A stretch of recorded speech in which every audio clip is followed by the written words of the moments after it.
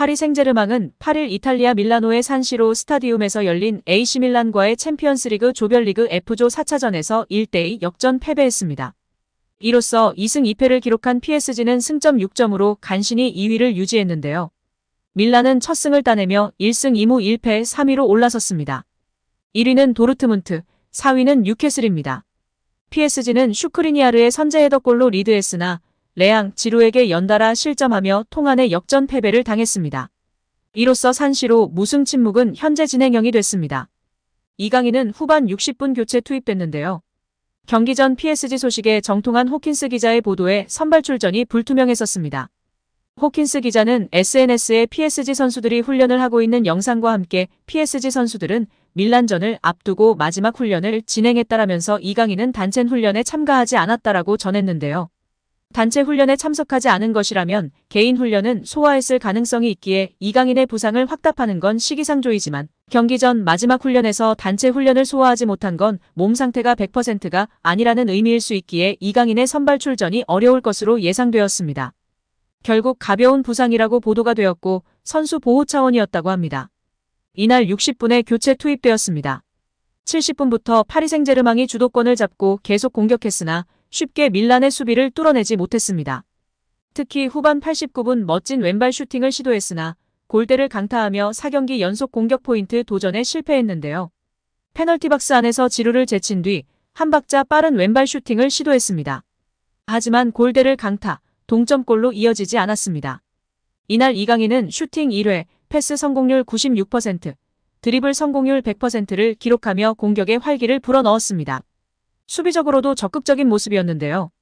이강인은 공중볼 경합 1회 성공, 태클 1회 성공 등 열정적인 모습을 보여줬습니다. 축구 통계 매체 소파스코어는 이강인에게 교체 자원들 중 유일하게 7점대 평점을 기록했습니다. 이강인은 7.2점을 받으며 슈크리니아르, 덴벨레, 돈나룸마 골키퍼 다음으로 높은 평점을 받으며 인상적인 모습을 보여줬습니다. 축구 통계 매체 후스코어드닷컴은 이강인에게 평점 6.7점을 부여했는데요. 교체 출전한 5명의 선수들 중에서는 가장 높은 평점이었습니다. 이날 이강인 선수를 대신해 선발 출전했던 비티냐는 6.2점, 6.9점을 받아 이강인 선수보다 존재감과 활약이 미비했다고 볼 수 있습니다. 결국 PSG의 끈질긴 추격전에도 결과는 달라지지 않았고 결국 밀란에 패하면서 1위 진입에 실패했습니다. 이날 경기서 승리를 거두었다면 F조 조별리그 경쟁서 유리한 고지를 점령할 수 있었으나 패배로 인해 아쉬움이 커졌습니다. 이날 패배에 현지 팬들은 메시, 네이마르가 필요해, 유로파 리그나 나가라 등의 반응을 보였고 아래의 사진을 올리며 조롱하고 비난했습니다. 계속해서 주도권을 잡고 공격했으나 뚫어내지 모습이 정말 답답했습니다. 가장 위협적인 장면이 89분에 이강인 선수가 혼자서 바디페인팅으로 흔들고 슈팅한 게 골포스트를 강타한 것이었습니다. 이게 들어갔어야 했는데 정말 아쉽습니다. 파리를 구하는 동점골을 기록할 수 있었는데 정말 아쉬웠습니다. 이 슛에 대해 현지 팬들은 잠깐만요. 이강인 선수가 더 뛰었으면 지금쯤 이겼을 거라고 하기에는 좀 너무 이른 것 아닌가요? 아마 아닐 거예요. 그는 왼발잡이라 왼쪽에 있으니 다소 제한적인 움직임이 보이고 고립되는 것 같아. 너무 힘이 들어간 것 같아. 아쉽다. 더 많은 시간이 주어졌어야 했어요. 지금쯤은 이겼을 겁니다. 확실히 그가 들어오면 상대가 무너지는 모습이 나타나 등의 반응을 보였습니다. 이날 경기 후 인터뷰에서 루이스 엔리케 감독은 좀 미친 경기였습니다. 우리가 경기를 아주 잘 시작한 것 같아요. 골을 넣었으니까요. 하지만 우리가 통제력을 잃은 순간이 있었습니다. 우리는 일거수일투족 힘든 상황에 접어들었습니다. 우리는 그런 면에서 강팀이지만 그들도 마찬가지입니다. 그리고 아주 이른 시간 만에 동점이 될 수 있었습니다. 우리는 계속해서 기회를 창출했습니다. 주도권을 잡을 기회가 있었습니다. 오스만 덴벨레와 킬리안 음바페의 확실한 기회를 기억합니다. 사실은 경기가 매우 고른 균형을 이루었고 어느 쪽이든 승리를 가져갈 수 있었기 때문에 아쉽다는 것입니다. 이제 두 번의 중요한 경기, 마치 결승전과 같은 경기를 치르게 될 겁니다. 의심할 여지 없이요. 오늘은 이미 결승전이었어요. 왜냐하면 도르트문트의 결과로 우리가 이겼다면 거의 출전권을 획득했을 테니까요. 하지만 그건 죽음의 조였고 그래서 우리는 그것을 그렇게 부릅니다. 팬분들의 지지와 응원이 계속해서 필요할 것 같습니다. 오늘 많은 파리 팬들이 우리를 응원하는 것을 보는 것이 중요했고 우리는 결과와 함께 팬들의 성원에 보답하도록 노력할 것입니다. 한편 아시안게임을 통해 금메달을 목에 건 이강인의 주가가 높아지면서 다시금 이강인 선수가 해외에서 잘 안착할 수 있도록 헌신한 이강인 선수의 가족에 대한 이야기가 재조명받고 있는데요. 여기까지 온 것은 가족의 사랑과 헌신을 빼놓을 수 없다며 특집 보도한 사실이 재조명되고 있습니다. 지난 스페인 라리가 30라운드 헤타페와의 홈경기에서 첫 멀티콜에 성공한 뒤 내보인 세리머니는 누나를 위해서 했을 정도다. 이강인은 누나가 멀티골 넣으면 하라고 했던 세리머니다라고 말하며 큰 관심을 받기도 했습니다.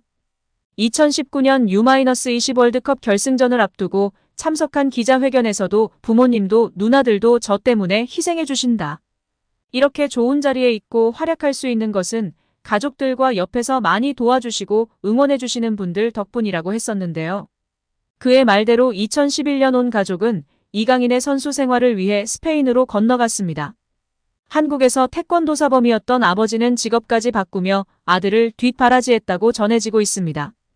이강인은 과거 대한축구협회 기술리포트와의 인터뷰에서 부모님이 함께 계셔서 음식 적응 등의 문제는 없다. 김치찌개, 된장찌개를 맛있게 끓여주신다.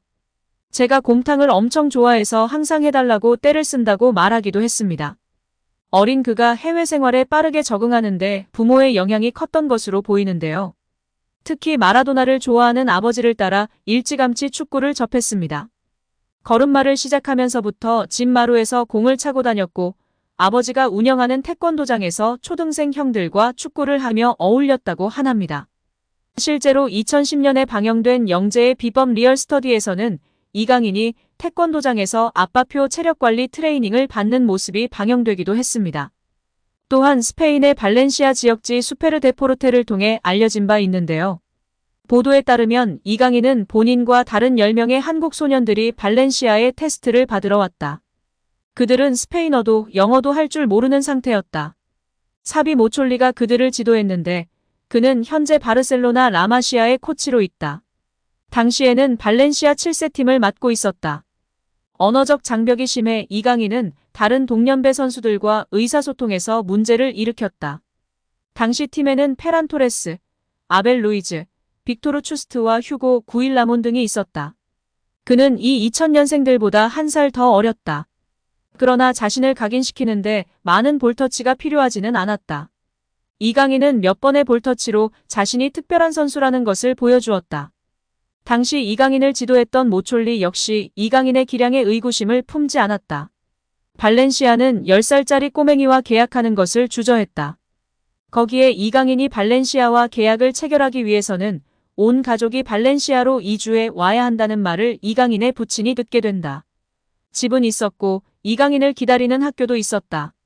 그러나 발렌시아는 이강인의 가족이 과연 이 조건을 받아들일지 확신하지 못했다.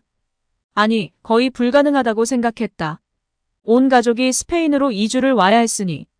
피파 규정상 10살의 아이가 유소년 아카데미에서 교육을 받아야 할 때에는 온 가족이 스페인으로 이주하여 살아야 했습니다. 이러한 규정 때문에 백승호, 이승우 등이 피파 규정을 어겼다며 공식 대회 출전이 어려웠고 선수들뿐 아니라 한국 축구에도 큰 손실로 다가오고 있습니다. 다시 이강인 이야기로 돌아갑니다. 모촐리 코치는 포기하고 있었다. 불가능에 가까운 제안이었기 때문이었다. 그렇게 일주일이 흐르고 전화가 울렸다. 이강인의 부친의 전화였다. 발렌시아로 가겠습니다. 우리 가족은 발렌시아로 갑니다. 가족이 아들의 꿈을 이루기 위해서 모든 것을 제쳐두고 스페인으로 오는 결심을 한 것이다. 아무리 재능이 있다고들 하지만 10살의 아이를 위해 온 가족이 스페인으로 이주해서 새로운 삶을 살아야 한다는 결정을 누가 할 수 있겠는가? 실로 정말 엄청난 결정을 한 것이다. 오늘 영상은 여기까지입니다. 끝까지 시청해주셔서 감사합니다. 늘 건강하시고 더 좋은 영상으로 찾아뵙겠습니다. 구독과 좋아요도 잊지 마시고 부탁드립니다. 감사합니다.